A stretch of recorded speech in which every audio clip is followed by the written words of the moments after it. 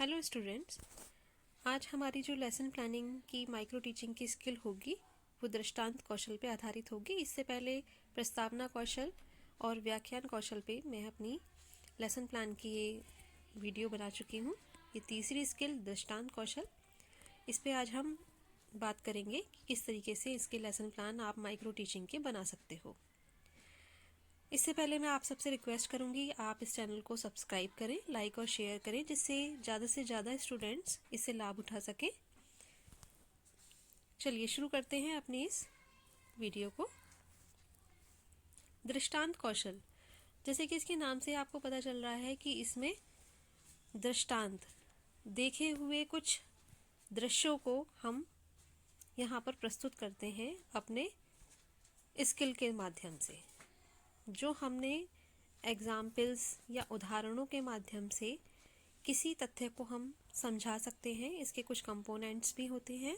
Entries आप as usual जैसे आपने प्रस्तावना और व्याख्या कौशल में की थी, आप उसी तरीके से करेंगे। दिनांक डालेंगे, विषय, उपविषय, प्रकरण, जो आपका कंटेंट है वो डालेंगे। इसके बाद क्लास, पीरियड, अवधि, 5 से 4 मिनट की जो अवधि होती है वो होगी। इसके घटक को समझ लेते हैं जिनके आधार पर हमें लेसन प्लानिंग बनानी है। सरल उदाहरणों का चयन, हमें जो उदाहरण लेने हैं वो सिंपल टू कॉम्प्लेक्स होने चाहिए। मतलब कि हम बहुत सिंपल तरीके से बच्चों को बताना शुरू करेंगे और धीरे धीरे उसका लेवल बढ़ाते हुए हम जटिल तथ्यों की तरफ बढ़ेंगे। उसके बाद उदाहरणों को रुचिकर बनाना।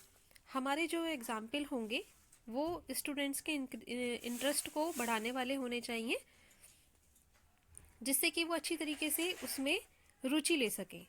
उनको कुछ ऐसे उदाहरण देंगे जो उनके रियल लाइफ से रिलेट करते हुए होंगे, तो उनको ज़्यादा अच्छा लगेगा और उनकी इंटरेस्ट भी उस पार्ट में बढ़ेगा।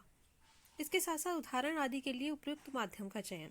जो हम उदाहरण लेंगे उसमें हम किस माध्यम का चयन कर रहे हैं, किस तरीके के हम मॉडल चार्ट्स भी लगा सकते हैं, मिनिएचर हम इस तरीके के लगा सकते हैं, या कोई हम अगर शॉप का एग्जाम्पल दे रहे हैं तो इस तरीके के माध्यम क्या होना चाहिए, या उसमें अच्छी तरीके से प्रयुक्त करेंगे कि हमारे उदाहरणों का माध्यम क्या होगा, किस माध्यम से अपने उदाहरणों को हम प्रस्तुत कर सकते हैं। इसके बाद उदाहरणों के लिए उपयुक्त विधियों का चयन, किस विधि से हम अपने उदाहरणों को प्रस्तुत करेंगे, क्या हम यहाँ पर कौन सा मेथड यूज़ कर रहे हैं, ये हमें यहाँ पर दिखाना है। फिर दृष्टांतों की उपयुक्त संख्या, हम कितने तरीके के एग्जाम्पल एक व्याख्यान में दे रहे हैं। अपने प्रश्नों को क्लियर करने के लिए भी हमें उदाहरणों की ज़रूरत पड़ती है, तो उन दृष्टांतों को हम कितनी संख्या में एक लेसन प्लान में प्रयोग कर रहे हैं, ये सारी चीज़ें ध्यान रखने की हैं। इसके बाद उदाहरणों की संप्रति और विचारों से संबद्धता होनी चाहिए। हम जो कंटेंट ले रहे हैं, जो कंसेप्ट हम बच्चों को पढ़ा रहे हैं, उसकी रेलिवेंसी होनी चाहिए, कोरिलेशन होना चाहिए। ये नहीं कि हम प्रश्न कोई पूछ रहे हैं और उसका एग्जाम्पल हम कुछ और दे रहे हैं। तो रेलिवेंस होने चाहिए और कनेक्टेड होने चाहिए। इसके बाद आइए लेसन प्लानिंग बनाने पे किस तरीके से हम लेसन प्लान को डेवलप करेंगे। शिक्षण बिंदु, शिक्षण बिंदु में आप जो आपका टॉपिक पढ़ाने जा रहे हैं, आप उत्पादन के घटक, तो यहाँ उत्पादन के घटक आप डाल देंगे। उद्देश्य में आप बच्चों को क्या उद्देश्य की पूर्ति कर रहे हैं, अगर विकासात्मक प्रश्न पूछ रहे हैं तो वहाँ हम छात्र उत्पादन के घटकों की व्याख्या करते हैं।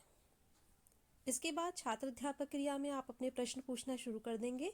जो आप एक्सप्लेनेशन देंगे उससे रिलेटेड क्वेश्चन आप पहले से उनसे पूछेंगे कि वो कितनी जानकारी रखते हैं उस कंटेंट के बारे में।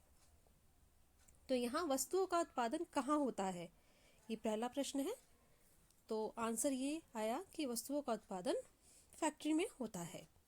दूसरा, उत्पादन के लिए किन वस्तुओं की आवश्यकता होती है। उत्पादन के लिए भूमि, मजदूर वगैरह वगैरह, जो भी बच्चे ने रिप्लाई दिया वो आप यहाँ पर लिख देंगे। इसके बाद उत्पादन के घटक कौन कौन से होते हैं, यहाँ छात्र संभावित उत्तर देते हैं, या वो जैसे भी आप लिख सकते हो यहाँ पर कि संभावित उत्तर देते हैं। इसके बाद आप अपना स्पष्टीकरण चालू कर देंगे देना, और यहाँ पर आप कौन सी विधि प्रयोग कर रहे हैं, प्रश्नोत्तर विधि। आप विकासात्मक प्रश्नों में भी एग्जाम्पल दे सकते हैं, कुछ एग्जाम्पल के माध्यम से भी आप विकासात्मक प्रश्न पूछ सकते हैं। तो आप यहाँ जो तकनीकी एवं साधन वाला कॉलम है उसमें आप कुछ मिनिएचर भी यूज़ कर सकते हैं। इसके बाद हम स्पष्टीकरण पे आ जाते हैं।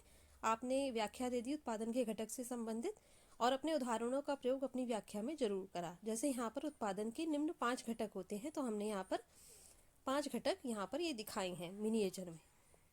ये एज ए मॉडल हमने यहाँ पर बच्चों को दिखाया है कि हम उदाहरण दे रहे हैं इस चीज़ का।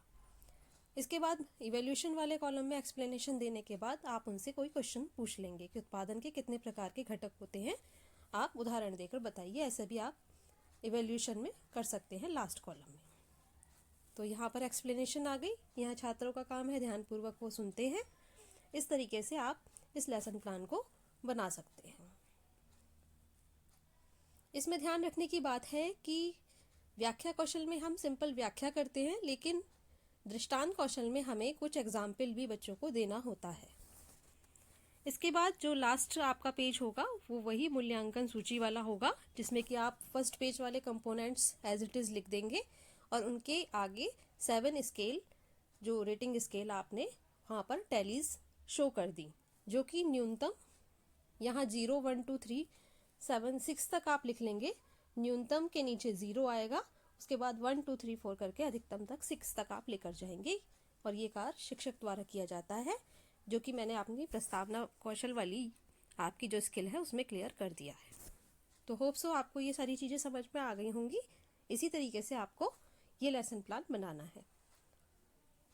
अगर आपको कोई क्वेरी हो, आपको कुछ प्रॉब्लम इससे रिलेटेड आ रही हो, तो आप नीचे कमेंट बॉक्स में ही लिख सकते हैं, जिससे कि हम और इम्प्रूव कर सकें।